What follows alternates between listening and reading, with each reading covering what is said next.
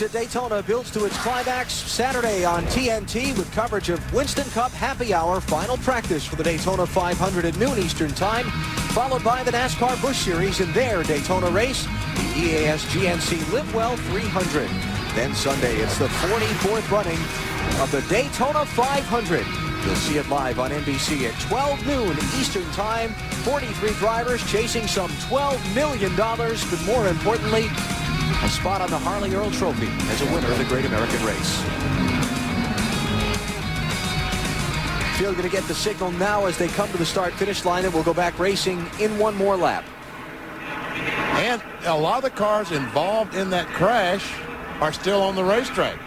The one car, Kenny Walsh, we saw him get in the back of someone, but I don't see a lot of damage on the nose of that car. Well, that looks like right there in the center of the nose. Carlo? Yep, on the bottom. Bill Weber, what are they saying in the pits? Yeah, he ran into the back of the 44. He hit the 44. They bent in the front there. He did not pit. They've talked to Kenny. He says the temperatures are fine. Obviously, they're going to watch it when he goes back to racing, especially when they duck into traffic. So they'll watch the temperatures and they'll watch the handling of that race car. They got a lot of kick out. You know, last year they gave the Dodge that other inch of kick out on nose. Look how far the bottom of that front bumper is kicked out. Are you saying that might help him, BP? It might help a little bit of downforce. Especially if these cars are pushing, and like what we talked about in the earlier race, it may help him a little bit. Now, the cars that are damaged in these accidents today, as far as how that affects the drivers standing for the Daytona 500.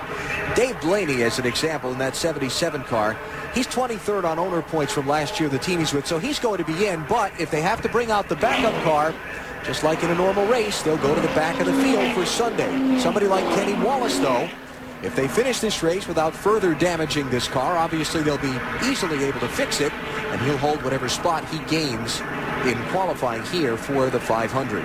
Blaney won't lose too much because he'll probably start about 38th to 39th and have to go back to 43rd. Yep.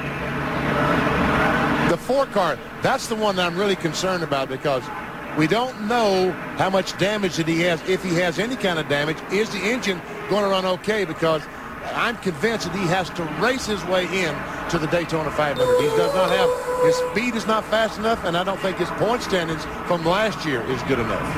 And even though we've thinned the field out some, Mike Skinner is still back in 19th right now. And he's got to be 15th or better to make the race. He was waving guys by, and I wonder why he's doing that. He pitted too soon. He came in before pit road was open, so he's got to restart it. Actually, that's a good point. He's got to restart at the end of the line. So he's even farther back than 19th. Marty? Well, I asked Scott Ellison about the car and how it was aerodynamically, if there was a lot of damage. He said, actually, it's pretty good. They're in pretty good shape as far as that's concerned, Benny, but the engine is a little bit of a concern. We'll watch this green flag and see if it's a factor right now.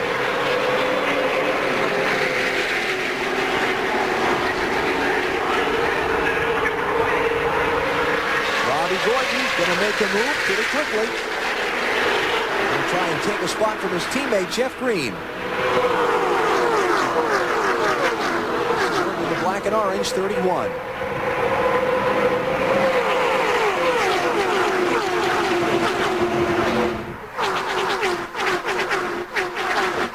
And I tell you what, they better get that settled pretty quickly or this top group will drive away. And, well, they did get it settled. But Robbie Gordon's dropping like a rock. I think Robbie probably realizes just crack the throttle a little bit, get back in line, do another try. So he was 8th in line last time by. Let's see where he's fallen to now from that failed attempt. Now there's about 15 cars probably in that single file line right now. It looks like Mike Skinner's car is going to be okay. Having that show that film 4 car. Look at Jimmy Spencer, damage and all. Right with him.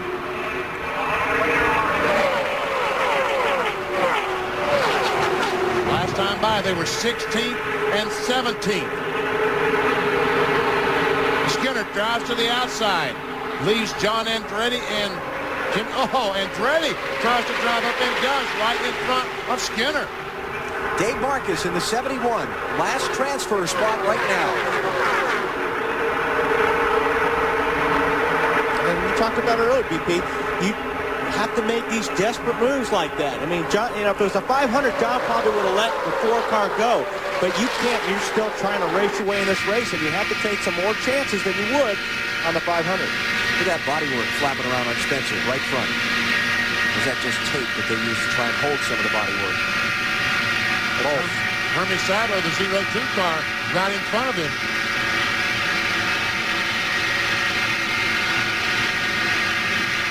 Spencer back in 18th.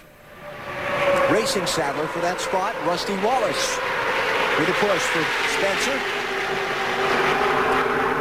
And Robert Presley in that 92 car started this race in second spot. Got shuffled back in the early going. Made a pit stop under the caution after barely getting through the accident. Now he's all the way back in 20th place.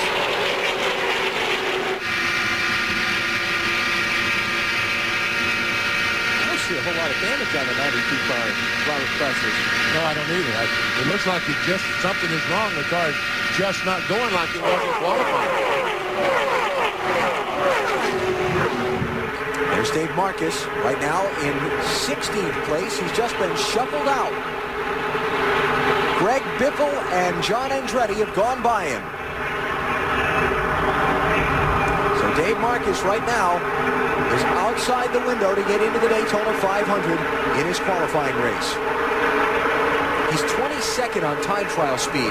That should be okay. Dave Burns, what are they saying down there? Well, this time he got passed on the racetrack. The first time that he got shuffled out of the lead pack, he got pushed very, very close to that out-of-bounds line. In fact, he backed off the throttle so that he didn't go over it. The crew asked him if he wanted to move to the high side to avoid that and to try it, but he said, no, let's stick to our plan. We're better on the low side, and we'll try to race in by racing that line. Right now, he and Mike Skinner better become real fast friends.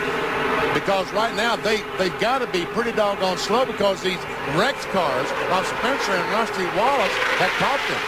And that's one thing about Dave working on the low side, but you got to have all your pals behind you able to work on the low side as well. Robert Presley at the end of that group in 20th place. His team's quite a story, Bill.